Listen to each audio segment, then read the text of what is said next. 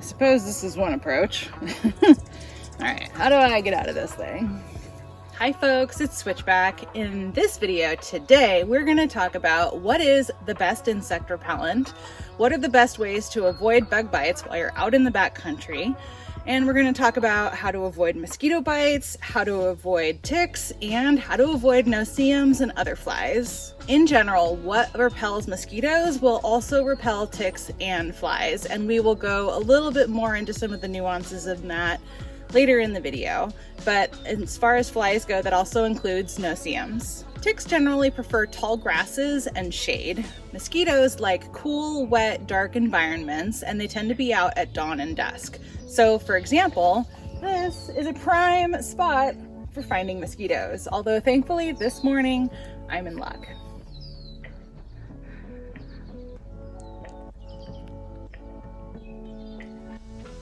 Mosquitoes, depending on the species and the location, can spread all kinds of diseases, such as yellow fever, dengue fever, Zika, malaria, West Nile, Chagas disease, chikungunya fever, yeah, could be mispronouncing that, Eastern equine encephalitis, St. Louis encephalitis, and Rift Valley fever. Ticks, we all know that they can spread Lyme, but they can also spread Rocky Mountain spotted fever, babesiosis, ehrlichiosis, anaplasmosis, southern tick-associated rash, tick-borne relapsing fever, and tularemia. No-see-ums don't spread disease to people, although their bites are incredibly annoying. But other flies do, over 100 pathogens, especially houseflies. Well, what are your options to protect yourself from all of this nonsense? We have skin-based options, clothing-based options, and then other protective measures that you can take. First, let's talk about DEET. This is probably the most commonly heard of item to use. Aim for 15 to 30% concentration. A lower concentration is less effective, and higher doesn't necessarily add any protection, but it does increase your risk of things like rash and in extreme cases, seizures. One of the biggest downfalls with DEET is what it will do to your gear. It will eat away at plastics, any kind of synthetics, so make sure that you wash up after you've used it. It will also repel some flies, but not all. DEET in concentrations up to 30% is proven to be safe for pregnant people and babies over 2 months of age. Your next option is Picaridin, and you're going to want to look for a 20% concentration. Look for a spray because lotions and wipes of the same concentration have actually been shown to have a lower efficacy. Now, this can irritate your eyes and your skin, but overall it has been proven to be safe in pregnant people and in babies over 2 months of age. It will repel all flies, which is a bonus, and it won't damage your gear. Our next option is oil of lemon eucalyptus, which is what I actually have been using for a long time. This is not the same as an essential oil, so that's an important distinction. It's also been EPA approved. Look for about a 30% concentration. It can irritate your eyes, so be mindful of that. It has been proven to be safe for pregnant people and children over 3 years of age, so keep in mind the age difference. And it won't damage your gear. IR3535 and 2-undaquinone. I don't know if that's how you say that. Maybe.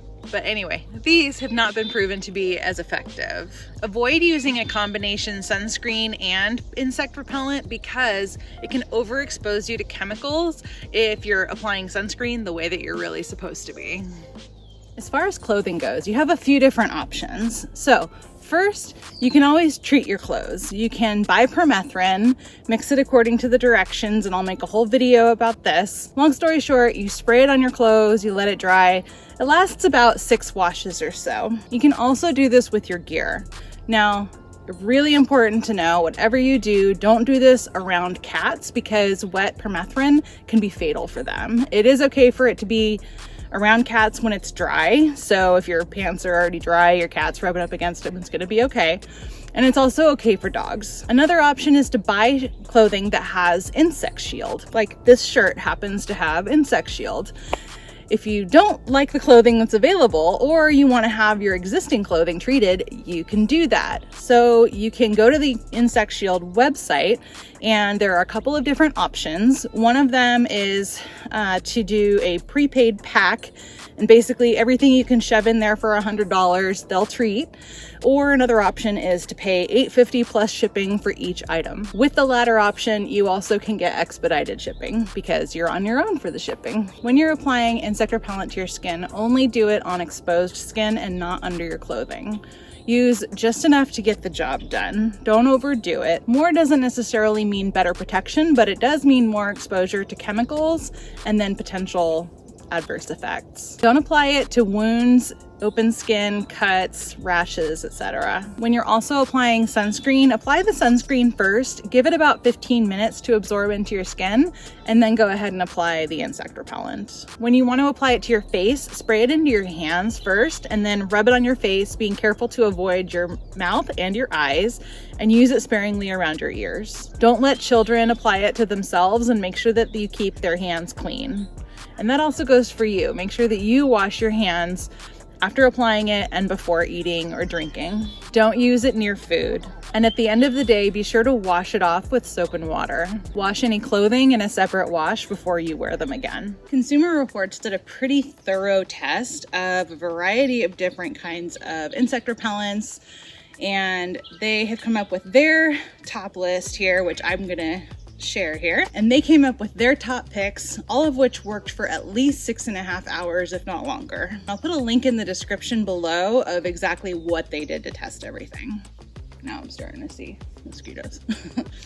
They liked the Total Home Woodland Scent Insect Repellent, which is 30% DEET. Off Deep Woods Insect Repellent 7 Dry, 25% DEET. Repel plant-based lemon eucalyptus, which is what I use, and again that's 30%. And Sawyer Premium Insect Repellent with 20% Picaridin, another one that I use. Now, what was on their don't bother list? Citronella candles, and they found that an oscillating fan, if you're out on a deck, obviously this doesn't work well for backpacking, but an oscillating fan works better. Wristbands worked for about 15 seconds immediately out of the package, and then that was that. Clip-on fans such as Thermocell actually can expose you to potentially dangerous chemicals, and they were less effective than other methods. Natural repellents like cedar, lemongrass, or citronella, they might work for like an hour or so, but you're gonna have to constantly be reapplying these. Ingesting garlic or B vitamins are rumored to help, but that's a wives' tale. It doesn't work.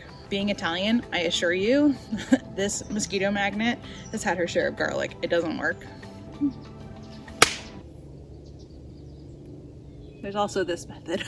A few other preventative measures that you can take are your clothing choices. So long sleeves, long pants, closed-toed shoes, and you can also tuck your shirt into your pants and your pants into your socks, because that's what the cool kids are doing.